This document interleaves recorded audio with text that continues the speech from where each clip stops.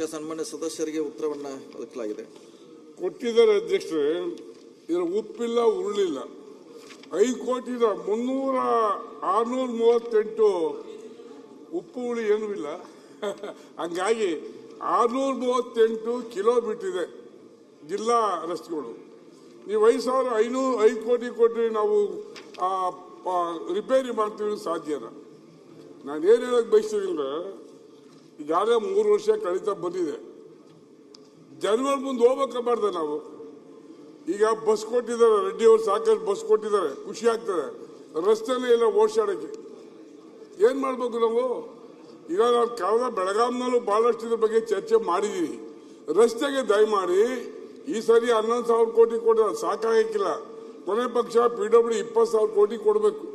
ನೀವು 3 ವರ್ಷದಿಂದ ಗ್ರಾಂಟೇ ಕೊಟ್ಟಿಲ್ಲ ನಮಗೆ. ಹಾಗಾಗಿ ಕೊನೆ ಪಕ್ಷ ಒಂದೊಂದು ಕ್ಷೇತ್ರಕ್ಕೆ 200 ಕೋಟಿ ಕೊಡ್ಬೇಕು. ಇಲ್ಲದೆ ರಸ್ತೆ ಮಾಡಿಸೋದಂಗೆ. ನಾವಂತೂ 4 ಸರಿ ಗೆದ್ದಿದ್ದೀವಿ. ಹೊಸಬರು ಕಾಂಗ್ರೆಸ್ನಲ್ಲಿ ದಳದಲ್ಲಿ ಬಿಜೆಪಿ ಮುಖ ತೋರ್ಸಕೈತದ ಸಚಿವರೇ? ಏನ್ ಮಾಡ್ಬೇಕು ನಾವು? ಕುಡಿಯೋ ನೀರು ರಸ್ತೆ ಕೊಡ್ತಿದ್ರೆ ಏನ್ ಮಾಡಕ್ ಸಾಧ್ಯ?